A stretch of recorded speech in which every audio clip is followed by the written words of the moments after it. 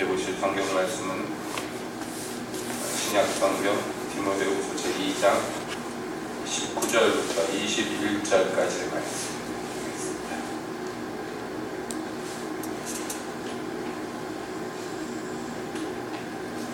디모데후서 2장 19절부터 21절까지 함께 보시겠습니다. 2장. 그러나 하나님의 견고한 터는 섰으니 인침이 있어 일렀으되 주께서 자기 백성을 아신다 하며 또 주의 이름을 부르는 자마다 불의에서 떠날지어다 하였느니라. 큰 집에는 금과 은의 그릇이 있을 뿐 아니 나무와 질그릇도 있어 귀히 쓰는 것도 있고 천히 쓰는 것도 있나니 그러므로 누구든지 이런 것에서 자기를 깨끗하게 하면 귀히 쓰는 그릇이 되어 거룩하고 주인의 쓰심에 합당하며 모든 선한 일에 예비함이 되리라. 하나님, 이 시간에 주님 말씀 듣기를 원합니다. 오셔서 주여 말씀하여 주시옵소서. 예수님의 이름으로 기도합니다. 아멘. 네, 모든 성경의 가르침이 우리가 어떠한 거룩한 성도, 하나님의 백성, 그리스도인이 되어야 될 것인가를 가르친다고 했을 때에 우리가 지금 보고 있는 이 디모데후서는요, 조금 범위를 좁혀보자면 그 중에서도 어떤 하나님의 종, 어떤 하나님의 일꾼이 되어야 될 것인가, 그것을 말하고 있다고 해도 과언이 아닙니다. 그렇기 때문에 우리가 디모데후서의 말씀을 보면서 계속해서 이 주제를 다루고 있습니다. 2장 들어와서 사도는 3절에서 이렇게 자기의 믿음의 아들 디모데에게 얘기합니다. 내가 그리스도 예수의 좋은 군사로 나와 함께 고난을 받을지니 라고 얘기합니다. 그래서 그리스도 안에서 좋은 군사가 되자, 좋은 종이 되자, 그렇게 되려면 어떻게 해야 될 것인가, 거기에 대해서 얘기를 하면서 그러면 가장 훌륭했던 하나님의 종, 가장 충성됐던 하나님의 종이 누구인가, 그것을 기억하게 하는데 누구라고 그랬습니까? 바로 예수 그리스도시다. 이것이 가르침입니다. 성경의 가르침입니다. 그래서 이제 디모데에게 말합니다. 네가 가르치는 사람들에게도 이것을 기억나게 해라. 바로 예수님이 우리의 완벽한 모범이 되셔서, 그래서 종노릇 안 하셔도 되실 충분한 이유가 있으신 분이 가장 충성되고 자기를 드리기까지 한 거룩한 종으로서 수고하였다. 그것을 기억하게 해서 딴짓하지 말게 해라. 그렇게 지난 시간에 우리가 말씀을 통해서 보았어요. 딴짓이란 게 뭐냐 하면 유익이 하나도 없고 듣는 사람들을 망하게 만드는 그 별로 헛된 이상한 말싸움, 이런 것에 창념치 말도록 그 대신에 오직 진리의 말씀을 옳게 분별하여 부끄러움 없는 일꾼으로 인정된 자로 하나님께 자기를 드리기에 힘쓰게 오히려 원하도록 그렇게 가르치라고 이렇게 권면합니다. 자, 그러면서 오늘 읽은 본문에서 사도는요, 이 권면을요, 좀 더 강한 어조로서 다시 한번 재반복해서 설명하는데 근거가 있어요. 이렇게 가르치고 권면해야 될 근거가 있는데, 근거가 뭐냐면 하나님의 견고한 터라는 게 있다는 거예요. 우리말 성경에 이 강조점이 약간 조금 뭐라 그럴까요? 뉘앙스상 좀 약한 듯이 보입니다. 이것을 다른 말로 하자면 변개할 수 없는 어떤 아주 강한 바위 같은, 반석 같은, 흔들리지 않는 아주 중요한 맹세의 터가 있는데 거기에는 그 맹세의 말이 새겨져 있다는 거예요. 인쳤다고 우리말 성경에 돼 있죠? 새겨져 있어요. 마치 돌비석에 굵은 글씨로 깊게 새겨져서 수천 년이 지나도 흐려지지 않는 것처럼 깊게 새겨져 있는데, 거기에 뭐라고 새겨져 있냐? 첫째는 주께서 자기 백성을 아신다, 이렇게 새겨져 있대요. 그리고 둘째는요, 주의 이름을 부르는 자마다 불의에서 떠날지어다, 이렇게 새겨져 있다고 반복해서 얘기합니다. 이것은 십계명이나 이런 것을 얘기하는 것이 아니에요. 실제로 무슨 이런 비선이 있다는 얘기가 아닙니다. 이런 기념비가 있다는 얘기가 아니라 무엇이냐면 우리가 기억하고 떠나서는 안 되는 그 진리라는 것이, 그 기초가 무엇이냐면, 첫째는 이 두 얘기가 다 구약 성경을 인용하는 것인데, 첫째는 하나님이 자기 백성을 아신다 하는 거예요. 그러니까 여러분, 우리가 하나님의 종이 된다, 하나님의 일꾼이 된다 할 때 왜 그렇게 돼야 되느냐 하면 하나님이 나를 아시기 때문이라는 거예요. 이게 첫 번째 이유예요. 하나님이 나를 아십니다. 그러니까 내가 하나님께 충성된다, 하나님께 열심을 낸다, 뭐 이런 얘기를 할 때 제일 처음 그 이유가 뭐냐면 하나님과 나와의 관계에 있어서 나는 그런 사람이 돼야 돼. 예? 하나님이 나를 아시고 내가 하나님을 압니다. 여러분, 이게 쉬운 얘기가 아니에요. 가벼운 얘기가 아닙니다. 우리가 예를 들어서 노예 중에 하나인데 그 노예가 엄청나게 큰 농장에 있어요. 나라는 노예가. 그래서 나 같은 노예가 한 1000명, 만 명이 있습니다. 그럼 노예 주인이 나를 알까요? 모를까요? 모르죠. 그럼 일을 하는데 그냥 때리니까 일하는 거고 밥 먹으려고 일하는 거, 가축처럼. 이런 식의 관계가 아니라는 거예요. 하나님과 우리의 관계는. 하나님과 우리의 관계는 뭐냐면 그분이 나를 알고 내가 그분을 아는 관계예요. 여러분, 이것이 하나님의 종, 하나님의 일꾼들이 하나님께만 충성해야 되는, 고난도 두려워하지 않고 전진해 나가는 군사와 같아야 되는 이유가 여기에 있다는 거예요. 첫째가 뭐라고요? 하나님이 나를 아셔요. 여러분, 이게 얼마나 감격스럽고 얼마나 충성할 수밖에 없는 이유인지 모릅니다. 정말 그렇습니다. 사실은 저도 몇 번이나 그런 경험을 했습니다만은 이렇게 하나님 일을 한다고 그러다가 만사 잘 돌아가면 얼마나 좋겠습니까만은, 예? 가끔 가다가 이렇게 낙심하고 막 낭망하고 그럴 때 있었지요. 왜 없었겠습니까? 그래가지고 이거 다 때려쳐야 되나? 뭐 이런 생각 들 때, 아니면 아예 그런 생각도 안 들고 반사가 싫고 하나님이 하는 거 이제 뭐 그만둬야 되겠다 말아야 되겠다 생각도 안 들고 그냥 무기력해졌을 때, 여러분, 그럴 때 어떻게 살아가느냐, 제가 경험해 보니까요, 과거에 보니까 그렇습니다. 예, 다른 거 없이 하나님이 그냥 제 이름 한번 불러주면요, 그냥 살아요. 예, 거기서 그냥 죽어버려요. 이름 한번 불러주면요, 가장 먼저 놀라는 건 하나님이 나를 아신다는 거예요. 예. 그러면 이게 얼마나 놀라운 건지 몰라요. 얼마나 놀라운 건지 몰라요. 이렇게 피곤하고 힘들어서 낙심될 때만 그렇습니까? 아닙니다. 주님께 충성해서 나아가는데 갖은 비방과 핍박이 몰려올 때 있어요. 정말 눈물을 흘리면서 걸어 나갑니다. 아무도 몰라주는 길을 걸어 나가야 될 때가 있어요.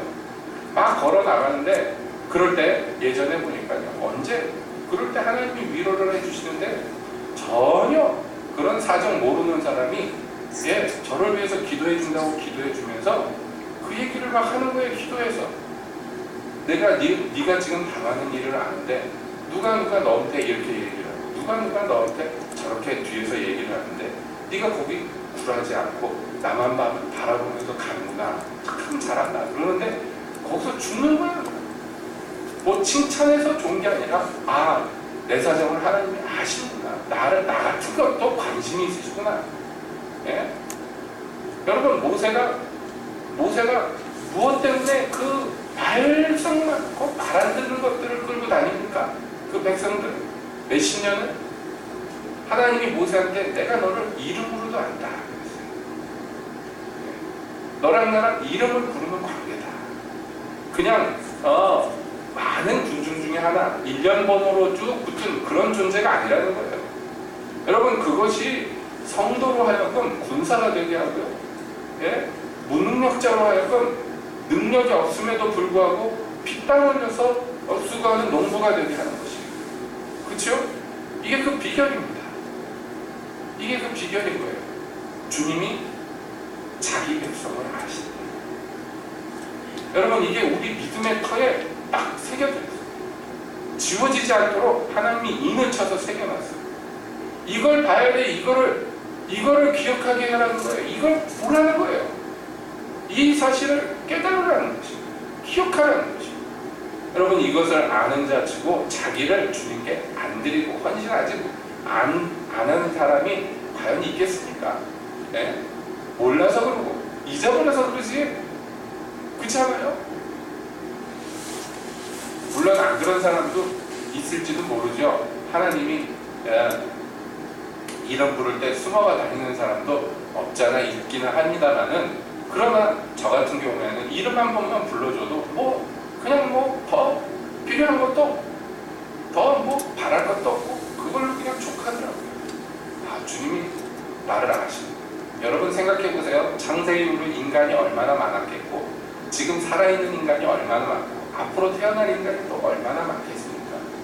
그 인간들이 다 이름 한 자씩 갖고선 이러쿵저러쿵 하고 살았는데 하나님이 그 인생들 중에서 자기 백성들을 다 아시고 그냥 헛되이 소모해버리는 거 없어요.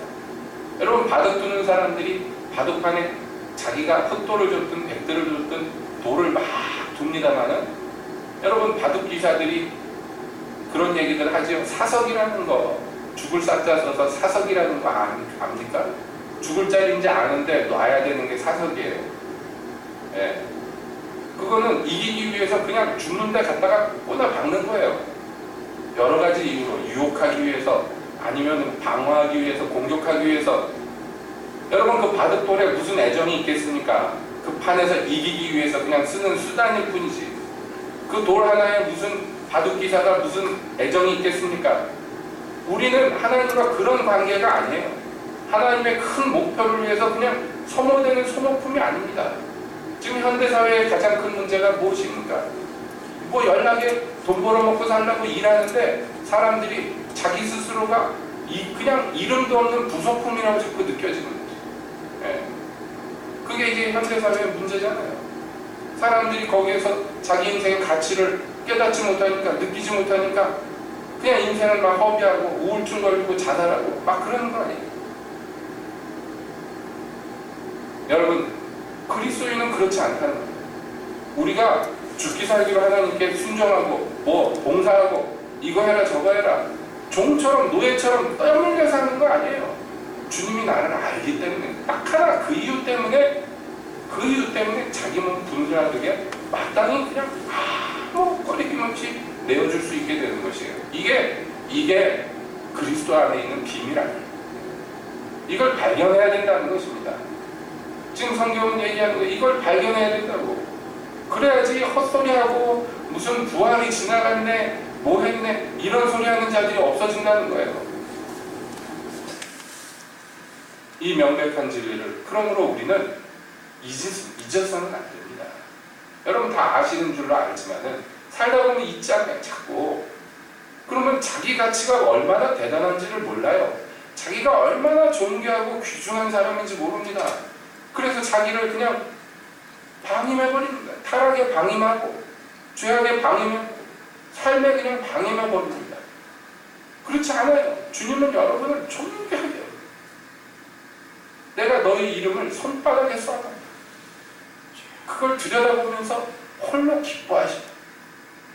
기쁨을 이해하지 못하시다. 성경은 그렇게 그냥 안다는 게 그냥 소문을 알고 이런 정도가 아니란 말이에요. 어마어마한 얘기를 지금 성경이 얘기하고 있는 것입니다.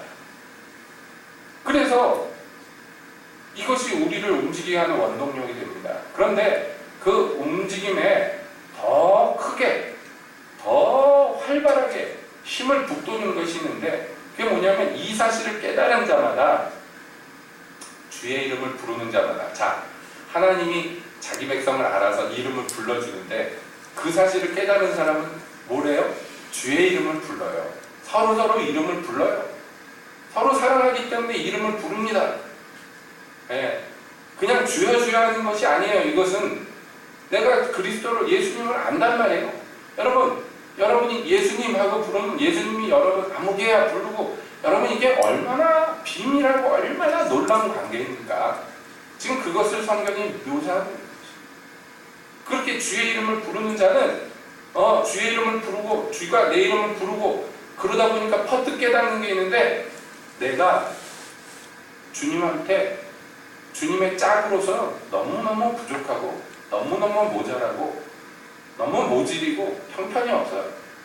그러니까 그 사실을 발견하게 되니까 어떻게 됩니까? 불의에서 떠나요. 주님을 닮으려고 애쓴다는 것입니다. 그 전에는 원래 태생이 불의 그 자체였어요.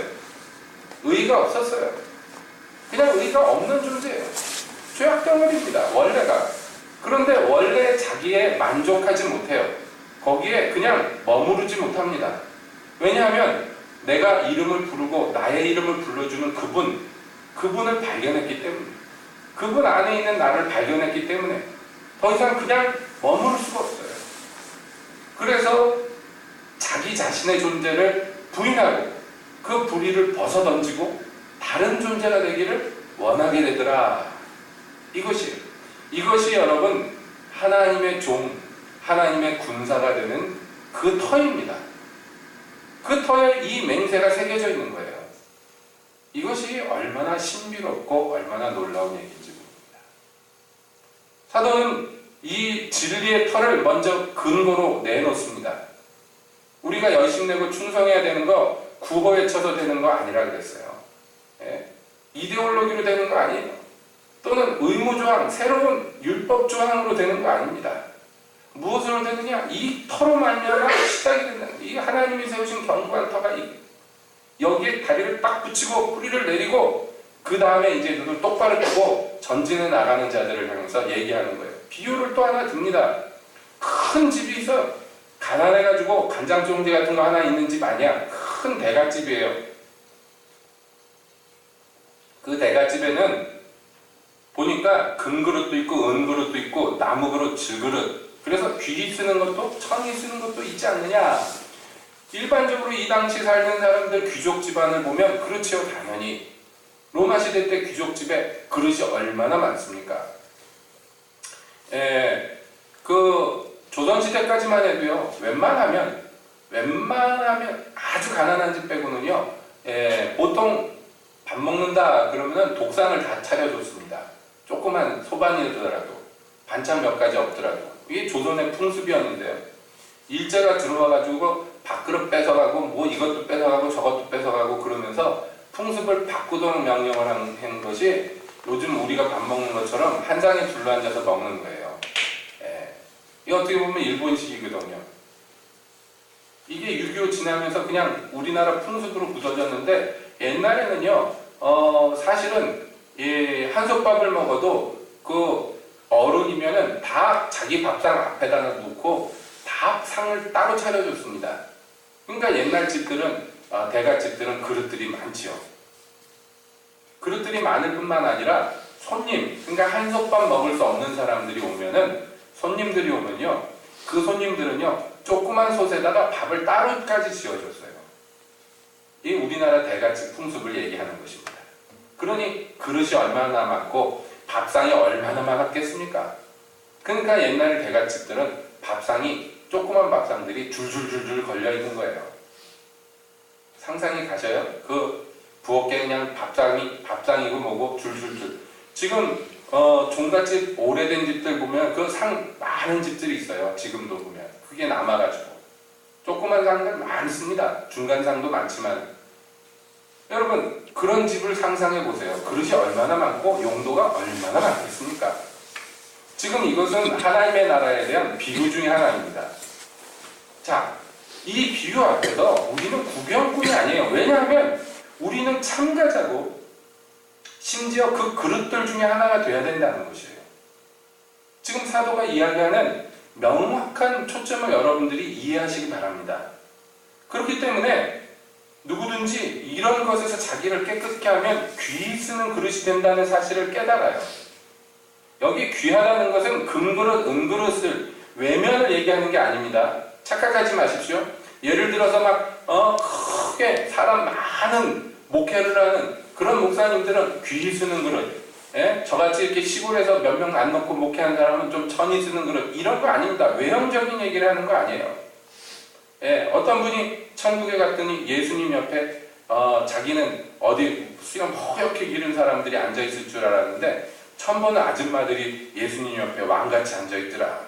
그리고 자기가 알았던 유명한 목사님들은 저 밑에 있더라. 그런 얘기 들어보셨죠?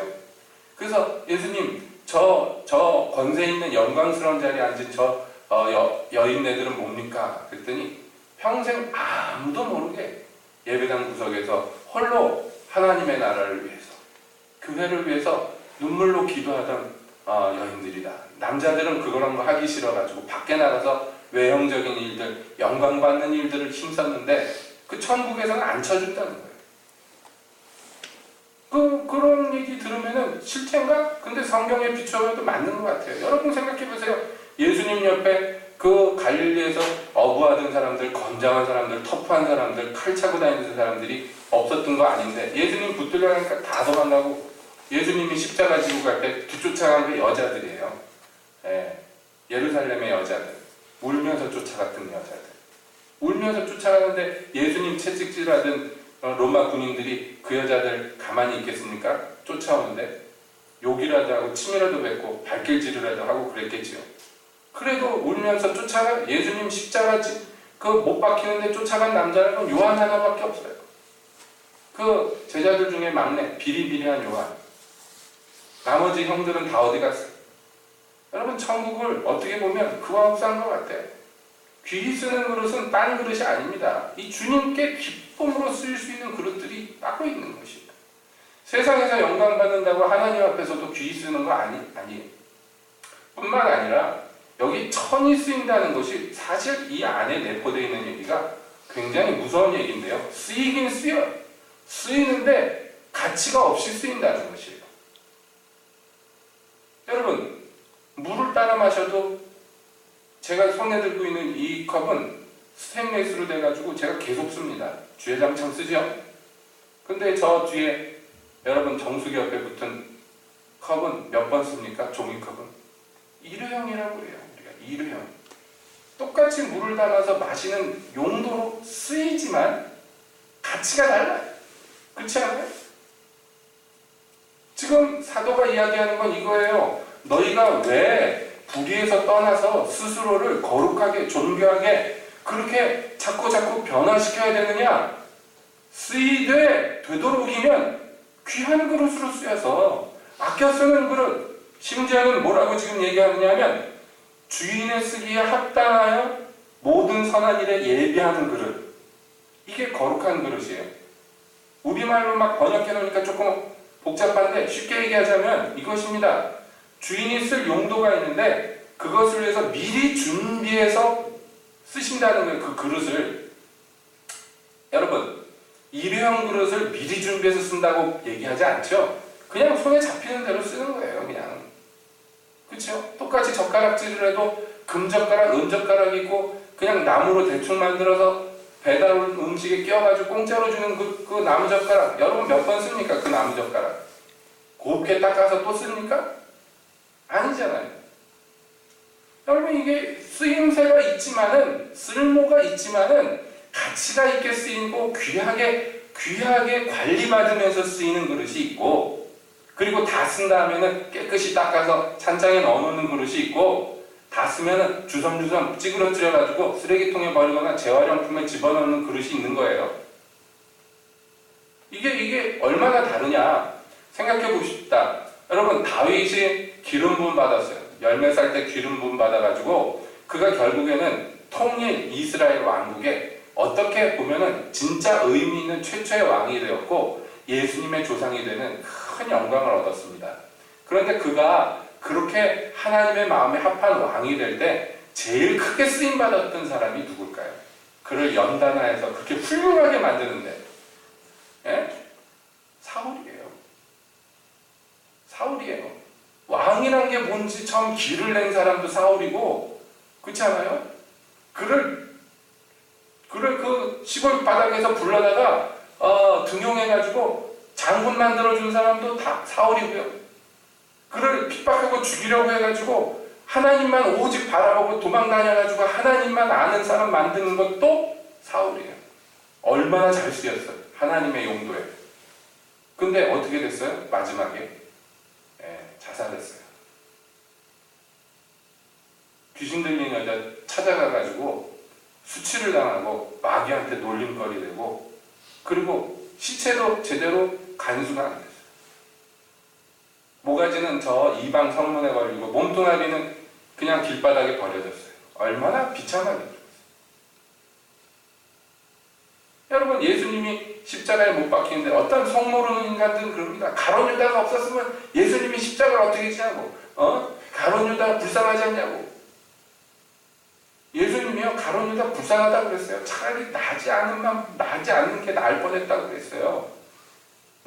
그래서 얼마나 막으셨어요? 얼마나 만류하셨어요? 그러지 말라고 마지막까지.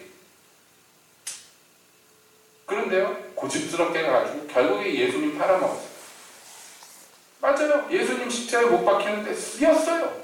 그 과정에 쓰임새로 쓰였어요. 그러니까 영광스럽습니까? 쓰였으니까? 여러분, 이 하나님 역사에 쓰였다고 그래가지고 다 귀한 거 아니에요. 제가 얼마 전에 무슨 자료를 보다가 레바논이라는 나라 지금 있잖아요. 레바논이라는 나라가, 아니 레바논인가? 요르단이라는 나라가 있잖아요. 들어보셨죠? 요르단이라는 나라가 있는데, 요르단이라는 나라 이름 자체가 요단강에서 그 똑같은 거거든요. 어원이. 그 요단강 어근에 있는 나라예요. 중동 나라 중에서. 여러분, 요르단 나라에 전에는 모르고 지나갔는데 이번에 이렇게 보다 보니까 요르단이라는 나라의 수도가 암만이에요. 이렇게 얼핏 들어보셨어요? 암만? 예, 암만이 뭐냐 그랬더니 암몬이, 성경에 나오는 암몬 족속 할 때 암몬이 암만이에요. 그래서 암만, 그 수도에 암몬 족속의 옛 궁터 뭐 이런 게 다 있대요. 대단하죠? 그 암몬 족속의 이름이 아직도 남아가지고 도시 이름이 되고 국가가 되고 그럽니다. 여러분 생각해보세요. 암몬 족속이 얼마나 성경에서 나쁜 놈들로 나옵니까? 그러나 암몬이, 모압이, 롯의 후손들이, 어떻게 보면 하나님 백성의 일파가 됐을 수도 있었을 법했는데 그들이 계속해서 무엇으로 자처했느냐면 이스라엘의 대적자로 자처했고 실제로 이스라엘의 대적자 노릇을 했습니다. 그래서 때때로는 이스라엘을 괴롭히고 때때로는 이스라엘에게 먹히고 왔다 갔다 하다가 멸망당하는 것이 이름이 아직도 남아있는데, 생각해보면 참 그들이 쓰였어요. 네. 암만에 가면요, 헤롯 왕이 헤라클레스를 위해서 세워준 신전도 있어요. 그 터가 웃기죠? 그 헤롯이 성경에 나오는 헤롯 맞습니다. 별짓을 다 했더라고요, 헤롯은요, 헤롯도 이방인인데 이 유대인의 왕 노릇하면서 별짓을 다 했어요. 여러분, 쓰임새가 다 있습니다. 그렇지 않아요? 헤롯이 예수님을 위해서 쓰였어요. 나름대로 쓰였어요. 쓰였다고 그러기 부끄러울 정도로 쓰였습니다. 성경을 응하게 하는데 쓰였단 말이에요. 근데 그게 영광스러우냐? 여러분, 세상에서 이렇게 쓰이면 되겠습니까? 아니, 이런 어마어마한 얘기 하지 말고 교회 안에서 좀 범위를 좁혀서 봅시다. 교회 안에서 사람 시험 들게 하고 상처 주고, 그래서 그 사람이 하나님께 나아가게 하고, 존귀하게 만들어줘. 그런 사람이 있어요. 교회 안에. 그러면 그 사람은 다른 사람을 존귀하게 만들었으니까 된 겁니까? 자기는요. 얼마나 비참해요. 19세기에 영국의 유명한 목사님, 그 목사님 전기에 보면 처음에 자기 예수 안 믿을 때 얘기 나와요. 청년 시절에 공장에서 노동자로 일했는데 산업혁명 막 일어나고 뭐 공장에 노동 환경이 얼마나 열악했어요. 그러니까 노동자들이 막 여자고 남자고 할 것 없이 사납고 욕질하고 뭐 말할 것 없습니다. 그런데 그 공장에 기독교인이 딱 한 명 있었어요. 그 또래. 그래서 놀림받고 모욕당하고 아주 구박당하는 대표적인 그 대상이었어요. 혼자서 고고하고 나쁜 짓 안 하고 욕 안 하고 그러니까. 그게 보면 자기가 옆에서 보니까 막 와가지고 사람들이 놀리고 비아냥거리고 모욕하고 막 욕을 짓거리고 그래도 가만히 있다가 혼자서 몽롱을 하는 거예요. 그 옆에서 들어보니까 혼자서 그런 일이 있을 때마다 일하면서 찬양을 부르는데, 우리도 잘 아는 찬양이에요. 그 뭐죠? 내 마음이 좋거든 하는 거예요. 가사가 생각이 안 나네, 처음에가. 그 찬양을 부르면서 그 고난을 이기는 거예요. 주님을 의지하는, 예수님을 부르면서. 그래서 자기가 궁금해가지고 그 친구한테 가서, 야, 너는 화 안 나냐? 너 그 화날 것 같을 때마다 부르는 그 노래가 뭐냐? 나도 좀 가르쳐주라. 그래가지고 전도를 받아서 예수를 믿고 나중에 목사가 되겠어요. 그런데 세월이 흘러서 그 친구를 나중에 만나는데 무신론자가 돼 있더라. 그 친구. 목사가 된 자기를 비웃고 비아냥거리고 아직도 그 미신에 빠져있냐고 흉을 보고. 여러분, 그 전기를 제가 옛날에 보다가 충격을 받았어요. 그럴 수도 있을까? 그 고난 가운데 예수님을 보면 얼마나 좋을까? 그 노래를 부르면서 그 모습이 얼마나 희한해 보였으면 그 불신자 친구가 와가지고 물어봐서 예수를 믿게 하고, 그래서 이렇게 훌륭한 목사님을 만들어내고, 정작 자기는 세월이 흐른 후에 기독교인을 멸시하고 무시하는 무신론자가 돼요. 여러분, 그 사람이 쓰임 받았어요. 한 사람의 하나님의 종을 만드는데 아주 중요한 복음 전도자로 쓰임 받았어요. 그 쓰임 받고 나서 그 사람은 어떻게 됐습니까? 이런 예를 들자면 손가락 발가락이 모자라잖아요. 아니, 우리 인생 가운데도 그 앞에 흡사한 예들을 만날 수도 있지 않습니까? 여러분, 이 사실을 지금 사도가 상기시키는 거예요. 이 비밀을 아는 사람, 귀하게 쓰이는 것, 천하게 쓰이는 것의 이 의미를 아는 사람, 이 사람은 자기를 이 불의에서 떠나게 하고 거룩하게 하는데 얼마나 힘쓰겠느냐는 거예요. 그래서 쓰임 받되 하나님이 귀하게 여기시는, 하나님의 용도에 아주 부합하다고 여기시는 그런 그릇이 되기를 얼마나 힘쓰겠느냐 하는 거예요. 그리고 그렇게 하는 것이 얼마나 당연하냐. 여러분, 그렇습니다. 사도 바울이 공연히 이렇게 얘기하는 것이 아니에요. 그가 밝혔듯이 내가 모든 사람에게 복음을 전한 후에 버림받을까봐 나는 두려워한다. 그렇게 고백했어요. 에이, 사도 바울 같은 사람이 어떻게 버림을 받겠어? 여러분, 우리가 에이, 말도 안 돼 이렇게 생각할지 모르지만 이거 사도분한테는 심각한 문제였단 말이에요. 앞서서도 우리가 이 문제를 언급했습니다. 아시아에 있는 모든 사람이 나를 버리고 떠난 것을 내가 들었거니와 그랬어요. 동역하는 모든 사람들이 하루아침에 그렇게 되는 거 아닐 거예요. 여러 가지 일들이 겹쳤겠죠. 여러 가지 시험거리, 여러 가지 고난과 여러 가지 환난과 낙심케 하는 일들이 겹쳤겠죠. 그 결과로서요, 남은 사람 몇 사람 같아. 이렇게 저렇게 성경에서 동역자로 이름 남겼던 사람들이 이 디모데후서에서 바울을 버리고 떠났단 말이에요. 얼마나 그런 일들을 사도 바울이 평생에 많이 겪었을까요? 그걸 보면서 얼마나 그가 마음의 경각심을 품었을까요? 여러분, 생각해 봅시다. 우리가 하나님께 버림받겠습니까? 네? 버림받겠습니까? 안 받겠습니까? 안 받는다고 믿어야지요. 무엇이 우리를 그리스도 예수 안에 있는 하나님의 사랑에서 끊을 수 있느냐? 없다. 없죠. 전쟁이나 기근이나 적신이나 환난이나 핍박이나 죽음이나 높음이나 낮음이나 천사나 마귀라 할지라도 우리를 거기서 끊을 수 없어. 하나님의 사랑에서. 그걸 우리가 굳게 믿습니다. 동시에 잊어서는 안 되는 거 뭐냐 하면 나를 신뢰하면 안 된다. 어떤 사람들은 바보 같은 생각을 해요. 하나님이 절대 날 벌릴 일이 없으니까 막 자기는 개판으로 살아도 언젠가 하나님이 자기 붙들어서 반드시 데려갈 거라고 믿어요. 예? 그것은 마치 우리 아버지 엄마는 날 절대로 버릴 일 없어, 날 사랑하니까 그러면서 막 이 집도 하고 저 집도 하는 그런 막대먹은 후레자식이나 마찬가지예요. 뭐 생각을 잘못하는 것이에요. 부모가 자기를 그런 사랑으로 사랑하는 줄 알면 효도하는 것이 정상이고, 그렇죠? 순종하고 복종하는 게 정상이지. 그 사랑 믿고 막 지 맘대로 살고 그러면 그것이 옳습니까? 하나님과 우리 관계가 그런 게 아니라니까요. 주님이 우리를 아는 거, 내 이름을 불러주는 거, 이게 나를 움직이게 하고, 내가 주의 이름을 부르는 거, 이게 나를 불의에서 떠나게 하고, 여러분, 이게 우리가 뿌리박고 있는 터예요.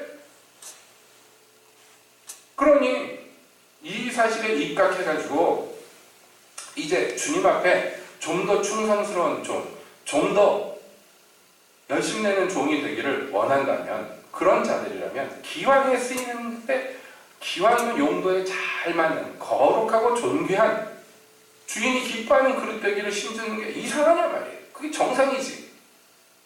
난 뭐 어차피 하나님 쓰실 거니까 나 같은 거 쓰겠어? 그리고 맘 놓고 이건 말도 안 되는 거지. 이건 말도 안 되는 거예요. 여러분 분명히 말씀드리는데요. 모든 인간들은 다 쓰임새가 있어서 하나님 만들어 놓은 거예요. 그럼 어차피 쓰이는 건데 여러분 뭘로 쓸 거예요? 핍박자로 쓸 거예요? 핍박받는 자로 쓸 거예요? 고난당하는 자로 쓸 거예요? 고난을 주는 자로 쓸 거예요? 뭘로 쓸 거냐 말이에요. 남은 구원하고 자기는 버림받는 가치 없는 그릇으로 쓰일 거예요? 그러기를 원하는 사람이 어디 있겠습니까? 제정신이 박힌 사람이라면. 그러므로 이 사실을 깨달아야 돼요. 깨달아야 돼요. 그것을 깨닫는 사람마다 이 더러운 것에서 자기를 지켜서 스스로 깨끗게 합니다. 그래야지 주인이 쓸 수 있다는 것을 알기 때문입니다. 여러분, 저희 부엌 찬장에 똑같은 규격에 똑같이 생긴 스테인리스로 만든 그릇이 있는데 그것들 중에 두 개는요, 하나는 바둑이 밥그릇, 하나는 바둑이 물그릇을 쓰이고요. 똑같이 생긴 똑같은 재질의 똑같은 아마도 공장에서 만들었을 어떤 그릇은 우리 아들 밥그릇으로 쓰입니다. 예? 기왕이면 뭘로 쓰여야 돼? 예? 기왕이면 같은 그릇으로 어차피 지어졌으면 무엇으로 쓰여야 돼? 바둑이 밥그릇이면 족합니까? 누가 그걸 원하겠습니까? 누가? 그런데 왜 이 영적인 부분에 있어서는 자기가 그렇게 귀한 그릇 되는데 관심이 없냔 말이에요. 왜? 관심이 있어야 돼요. 늘 드리는 말씀이지만 여러분 우리 인생에 누가 우리 대신 책임져 주겠냔 말이에요. 그러니까 이 목적을 분명히 알아야 돼요. 그렇지 못하면 뭐 이것도 예입니다만 어떤 교회에서 보면 막 예배 때마다 사람들이 쓰러지고 막 성령의 인재가 들어오고 기름 부음 받고 막 그러는데 그리고 예배 끝나고 정신 차리고 일어났는데 변화가 없어. 사람이 매주 하는데 변화가 없어. 와, 이거 미치는 거예요. 하나님이 은혜를 안 주시면 안 주셔서 변화가 없다고 그러는데 은혜를 매주 주는데 왜 변화가 없냐? 왜 그러냐? 하나님이 손이 짧아서 그래요? 아니에요. 왜 변화되어야 되는지를 생각을 안 해서 그래요. 여러분, 주님이 은혜 주시는 건 더 귀한 그릇 되라고, 그래서 내가 쓸만할 때 쓸 수 있기 위해서 준비되라고 그렇게 주시는 건데 그걸 자기 즐거움으로만 알면 곤란하단 말이에요. 그래가지고 그런 교회에서 제가 막 그 싫은 소리 합니다. 그 트랜스 상태 들어가는 거 꼭 교회에서만 하는 거 아니라고. 그거 다른 사회비 단체에서도 하고 뭐 최면할 때도 나오고 그러는 거라고. 트랜스 상태가 그게 목적이 돼서는 안 된단 말이에요. 목적이 돼서는 그거 자체도 우리가 간구해야 될 거룩한 목적이지만 또한 그것은 어떤 의미에서의 과정이기도 한 것이에요. 하나님이 목표가 있어서 우리에게 이런 것도 주시고 저런 것도 주시고 좋은 일도 슬픈 일도 주시고 목적이 있어요. 그걸 통해서 자기의 아들의 형상으로 변화시키기 위해서 주님은 그렇게 해요. 또 어떤 이 기독교 집단에서 성경 정말 연구만 아주 전교인이 성경의 박사들이에요. 막 공부를 어마어마하게 해가지고 막 별의별 걸 다 합니다. 훈련을. 그런데 변화가 안 돼요. 아니 변화가 돼. 점점 나쁘게 변화해요. 점점 못된 사람 되고 점점 옹졸한 사람 되고 점점 고집스러운 사람 되고. 그 왜 그렇습니까? 목적을 상실해서는 목적을 상실해서 어디다 쓰려고 이 그릇을 빚는지를 그런 자신이 몰라요. 여러분 성령의 불이 내려가지고 우리를 연단합니다. 왜요? 우리 안에 있는 더러운 것들이 소멸되기를 원하고 나라는 존재가 그 불에 녹아져가지고 거룩한 어떤 용도에 맞는 그릇으로 빚어지기를 원하기 때문에 열을 가한 대장장이가 열을 괜히 가하는 게 아니잖아요. 근데 뜨뜻하니 좋다. 불가만 뭐 체험하러 온 게 아니잖아요. 교회 목적을 상실하면 이게 뭐 아무짝에도 쓸데가 없는 거예요. 여러분 자꾸 금속에다가 열만 가구시키고 이거 진짜 아무짝에도 쓸모없는 쇳덩어리. 금덩어리가 있으면 뭐하냔 말이에요. 이걸로 그릇을 만들라는 주인의 의도에 부합하지 않으면 이게 어디다 쓰냔 말이에요. 숟가락을 만들려고 그러는데 이게 지가 망치가 되고 막 이러면 곤란하잖아요. 그러니까 지금 사도는요, 자기가 딛은 터를 기억하라는 거예요. 이 터, 예수 그리스도라는 터에 뭐라고 새겨져 있는가 눈 똑바로 뜨고 쳐다보고 그 다음에 주님의 나라에 내가 어떤 그릇으로 쓰임받을 것인가. 그러면 이게 쓰임받아야 돼요. 쓰임받아야 돼요. 저희 집에를 자꾸들 죄송하지만 찬찬을 하면 냄비가 줄는데 자주 쓰는 냄비가 있고요, 잘 안 쓰는 냄비가 있어요. 여러분 아마 주부들은 알 거예요. 예를 들어서 라면을 끓여 먹겠다 그러면 끓여보신 분은 알지만 여러분 라면 끓일 때 어떻습니까? 손잡이 뜨거워지는 그런 냄비 말고 이렇게 프라이팬처럼 손잡이 길쭉해가지고 다 끓은 다음에 낭짝 들을 수 있는 그릇이 있다면 뭘 쓰겠냔 말이에요. 조금이라도 편리한 거 쓰지 않겠어요? 그쵸? 그러니까 주님이 쓰시는데 부합된, 쓰기에 합당하여 모든 일에 선하다는 것은, 모든 일에 완벽하다는 거예요. 이 선하다는 것은 이거 딱 맞는데 안성맞춤인데 주께서 그렇게 여길 어떤 그런 종류의 그릇으로 딱 준비되면 얼마나 좋겠냔 말이에요. 주님이 원하시는 의도에 딱 맞는 그런 그릇이 되면 얼마나 좋냔 말이에요. 그치요? 그 준비될 때, 주님이 준비시킬 때 정신 똑바로 차리고 자기를 준비시켜야 돼요. 모든 일에 걸쳐서. 하물며 불의의 발을 딛고 그걸 바라면 되겠냐는 거예요. 왜냐하면 그릇은 모양새가 어떻든 일단 깨끗해야 거기다 음식을 담든 뭘 담든 물을 담든 할 거 아니에요. 그렇지 않아요? 그릇이라는 건 일단 자기를 불의해서 깨끗게 하는 것이 가장 우선하죠. 근데 이 세상에 쓸데없는 변론과 허망한 족보와 신화와 말싸움과 이런데 자기를 방해하고 누가 쓰임받기를 원하는 그릇이 그런 짓을 하겠냐는 거예요. 말도 안 되는 것이. 제가 인선이한테 한 10년 전부터 그 얘기하고 있어요. 너 신디 공부 좀 해라. 신디 공부 좀 해라. 요즘 와서 아마 뼈저리게 그때 공부 좀 할 거. 그렇지. 전인선 씨 그치? 신디를 그때부터 매뉴얼을 그 사전 놓고 봐가면서라도 공부를 했으면 얼마나 지금 유용하게 쓰일 거예요. 더. 지금도 잘하지만 얼마나 더. 기회가 있으면은 인선이를 저 필리핀 갈 때 좀 데려가 봤으면 좋겠어요. 가보신 분들은 알지만 그거 굉장히 열악한데 자기들이 가진 자원의 200% 300%를 써요. 특히 찬양하는 데 있어서는 그 필리핀에 있는 청년들은 악보도 볼 줄 모르고 가사에다가 귀로 듣고 그냥 대강 코드 거기다가 위에다가 찍찍 적어놓고 그거 갖고 악보도 없어. 그거 갖고 하는데 장비도 우리 교회도 안 좋지만 거기도 뭐 말로 할 수 없이 안 좋잖아요. 그거 갖고도 200% 300% 뽑아서 쓰는데 그거 정말 배울만해요. 어떻게 하는가 본받을만해요. 정말로. 그렇게 준비를 누가 시키지도 않는데 자기들이 즐거워서 막 이렇게 저렇게 하다 보니까 이제는요, 다른 교회 청년들 아이들 데려다가 교육을 시켜요. 그래서 그 교회 찬양 인도자를 세우고 그래요. 그 교회에서. 그래서 청소년 집회할 때 다른 교회들이 많이 와서 보고 배워가지고 그거 본따가지고 자기 교회 가서 또 합니다. 그러면 그거 도와준다고 또 돌아가면서 또 파송한다고 그래야 되나? 뭐 그래가지고 가서 합니다. 잘해요. 딴 건 모르지만 찬양들 하는 거 보면요. 그 요만한 애들, 정말 요만한 애들, 자기 키만한 기타 들고서 여자애들이 기타 치는 거 보면서 야 저것들이 뭘 하려나 그랬는데 이제 다 처녀들이 돼가지고 애 하나씩 낳고 다음 세대 불려줍니다. 여러분 그렇게 준비하면요 하나님 앞에 쓸 때가 모든 방면에 뭐든지 다 있어요. 정말로 그렇습니다.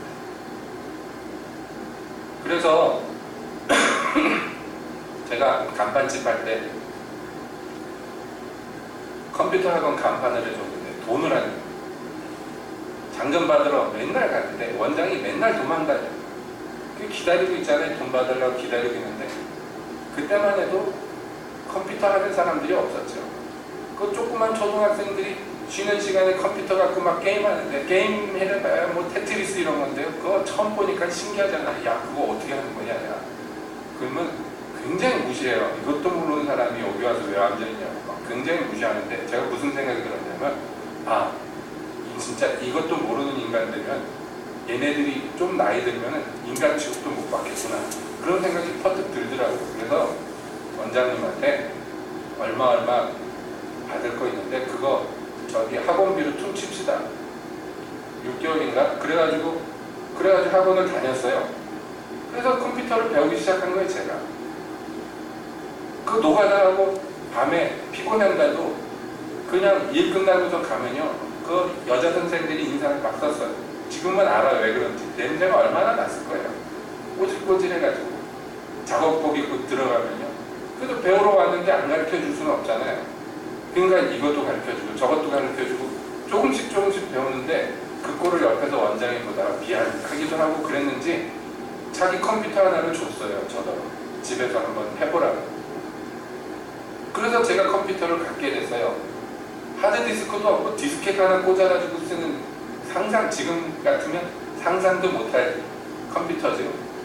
그거 갖고 집에서 뚜닥뚜닥 하다가 컴퓨터를 독학을 하기 시작하면서 배우기 시작하면서 배우는 게 여러분 평생에 지금 얼마나 쓸모있는지 몰라요.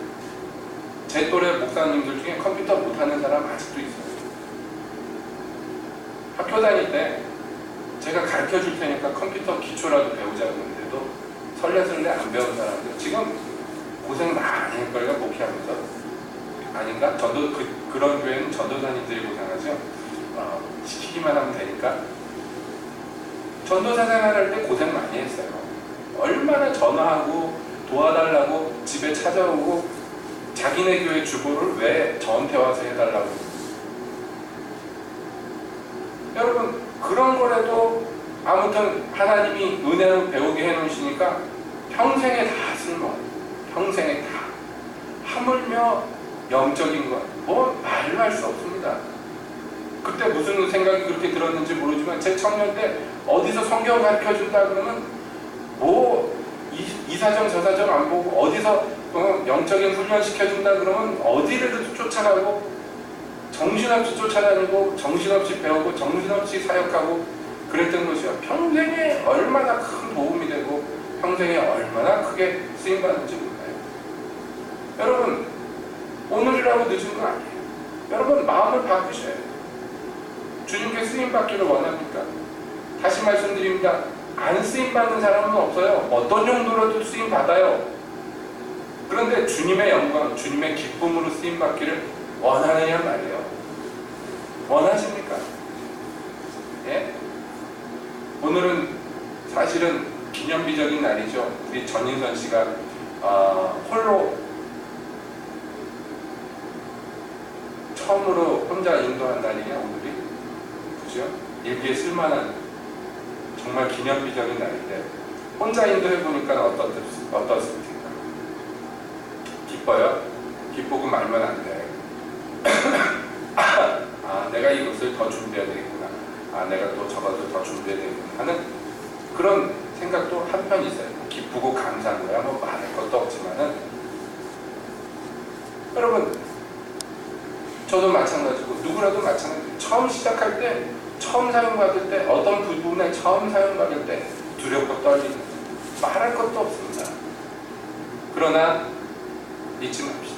우리는 어떻게든지 쓰임받아요. 뭘로 해도 쓰임받아요. 개방으로 쓰임받든지 아니면 하수도 치는 무슨 그런 거 바가지로 쓰임받든지 요강으로 쓰임받든지 그렇지 않으면 주인의 밥그릇 그렇지 않으면 하나님께 드리는 거룩한 향을 담는 거룩한 향의 그릇으로 쓰임받든지 무엇으로도 쓰임받습니다. 주님께서는 여러분들을 다 존귀하게 쓰이기를 원하십니다. 우리가 이 사실을 잊지 말고 주님께 충성하되 기왕이면 잘 쓰임받고 기왕이면 귀하게 쓰임받는 거룩한 그릇 되기를 힘쓰시고 준비합시다. 그래서 주가 쓰시고자 할 때 쓰임 받아야 돼요. 주님의 일은 이루어지고 준비되지 않은 자들은 쓰임 받지 못해요. 그러나 그 사람 없다고 주님의 일이 안 이루어지는 거 아니에요. 다른 어떤 방편으로도 반드시 이루어집니다. 그러므로 기왕이면 하나님의 기쁨대로 쓰임받는 저와 여러분 되시기를 예수님의 이름으로 간곡하게